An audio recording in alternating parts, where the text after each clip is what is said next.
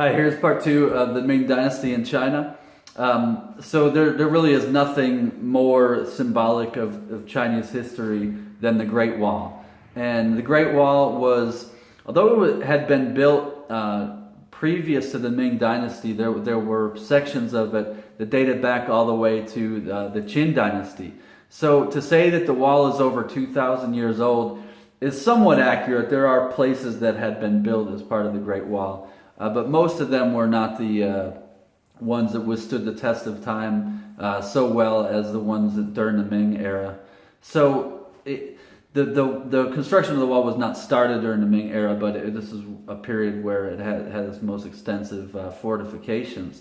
So the Great Wall was not called the Great Wall during the time of construction or during the heyday of the Great Wall and it's being built. It was actually called Zhubian, which is basically the 9 garrison towns, and the 9 towns where the garrison stations were. And so at these different stations you would have soldiers on guard, and there were many that lived there in the regions right around the wall for their entire life, and some were buried right near there as well. A lot of this was being built in the 1400s. There was a major section in the eastern end, closer to Beijing, in the mid 1400s. In the western end, a little bit later, in the 1470s. And then there would be a gap, and so different emperors put different stress on, building the wall. And a lot of this was related to this concern over invaders, especially from the north. So the Great Wall more or less goes in its sort of 4,000-mile journey, and it's mostly in northern China. Keep up Mongol invaders and others from the north. But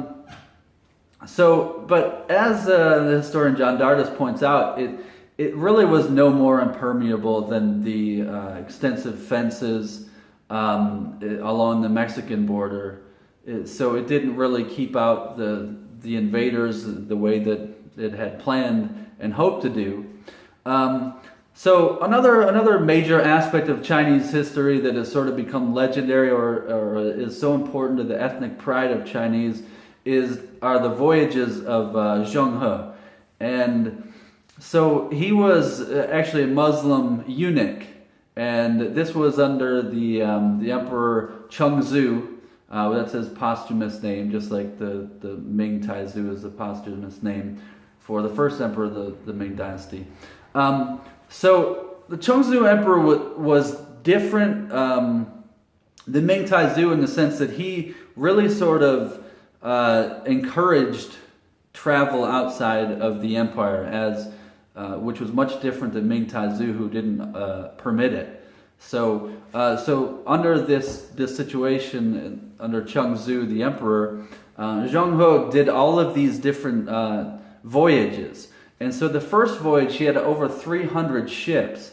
And so they went to some of the main places they would go to would be in India. Today's, was then India as well. But so it would be India and East Africa. So Somalia and Kenya, these are places that Ibn Battuta, the famous Northwest African explorer, also visited in East Africa.